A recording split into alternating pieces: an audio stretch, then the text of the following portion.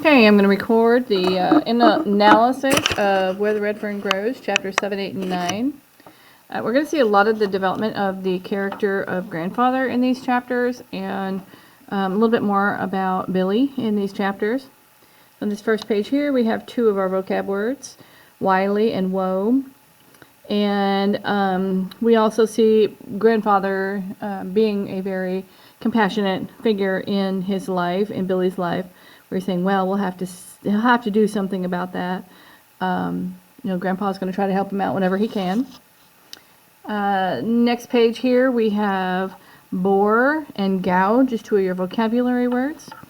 We have I was all ears. First of all, it's a hyperbole because we obviously know that he was not all ears. That would be a weird-looking person. Second of all, I've also called that an idiom because we know from our own experience what it looks like or what it is when we know what an idiom, we know what it means if somebody says, I was all ears. It means that they were listening very intently. So that's a phrase or a sentence that's used to mean something other than what it sounds like. We have a little bit more here. Oh, and there's also an idiom over here where it says it all blew up then and there. We know that it didn't actually physically blow up, that it means something big happened, and the events kind of came to a head there. Back over here then, it says now and then I would glance at him to see if he was kidding me. So we know by that phrase that Billy is used to Grandpa being having a little bit of a sense of humor with him. Next page, I have the vocabulary word peculiarity.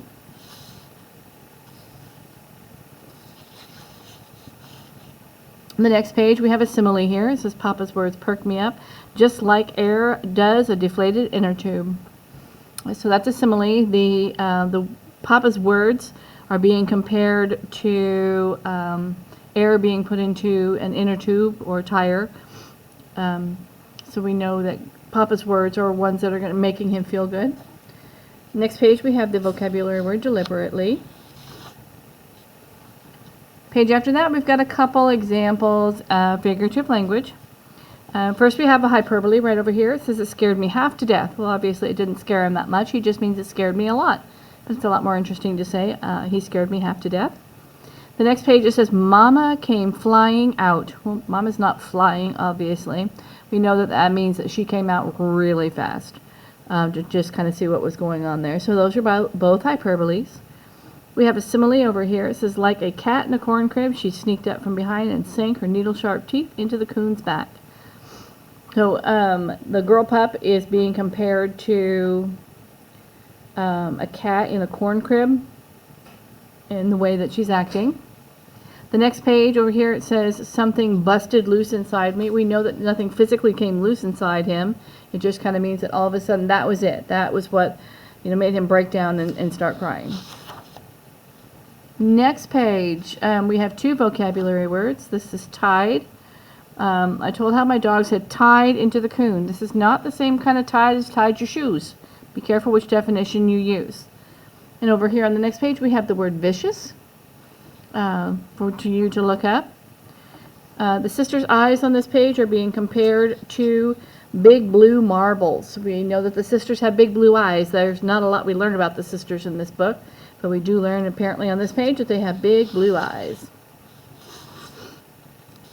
On this page we have the vocabulary word persistence. Down here on the bottom it says, I could always tell when Grandpa was kidding me by the twinkle in his eyes. We know if somebody's got a twinkle in their eyes, we know what that means and what that looks like. Somebody's got a little bit of a smile that they are kind of, the smiling with their face, and it crinkles up and it goes up into their eyes. But that's an idiom because it does not mean exactly what it sounds like. Chapter 8. First off, on this page we have a simile. I greased my boots until they were as soft as a hummingbird's nest. I didn't know that a hummingbird's nest was soft, but I guess that it is. Several instances of figurative language on the next page. We have two similes over here.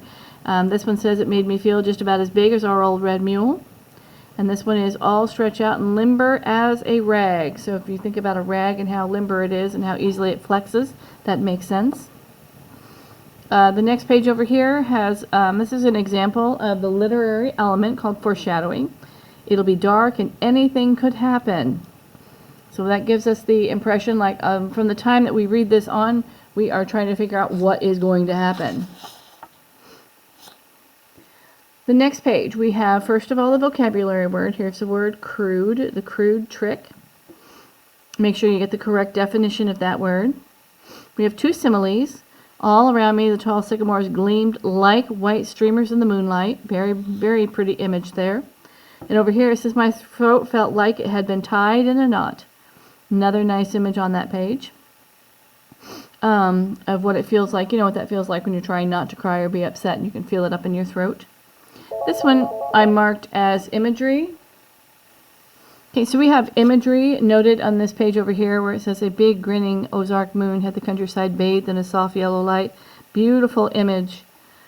And then on this page we have onomatopoeia where it says woo-wee, get him. So you're talking about the sounds that he's making. And then personification, it made shivers run up and down my spine. Shivers don't run anywhere, so that's definitely personification. Next page we have the word dandy.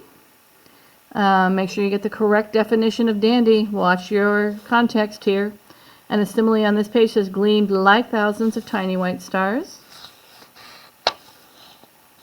Next page we have bewildered and domain as vocabulary words.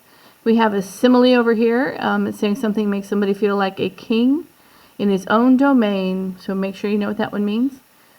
The simile on down further says its huge limbs spread out over the small birch, ash, box elder, and water oak as if it were their protector. So that's another simile. Several on this page. We have a couple hyperboles. It would take me a month to cut it down. That would be an awful long time cutting down a tree. And then down here it says I don't care if it takes me a whole year. So we've gone from a month up here to a whole year down here. This is an idiom, swallowing the knot in my throat. Once again, we've got that feeling when you're getting ready or trying not to cry or be upset. So you're swallowing that knot in your throat now. We have a simile on this page where it says, my arms felt like two dead grapevines.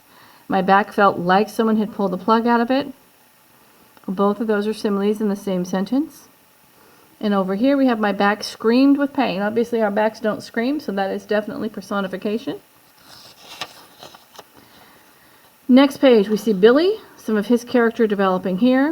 It says, I told them if they would put in one tree, I'd do the rest. Well, now they did their part, I have to do mine.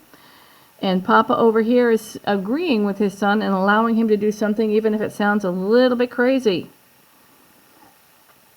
Hyperbole, I don't care if it takes me a year. He's saying that one again. And the simile, she took one look at the tree and her blue eyes got as big as a guinea's egg. Finally, there's a simile and an idiom on the last page of this chapter. The simile says, you're as crazy as a bedbug. The idiom says, I start making the chips fly. The chips aren't flying anywhere. It's just a figure of speech.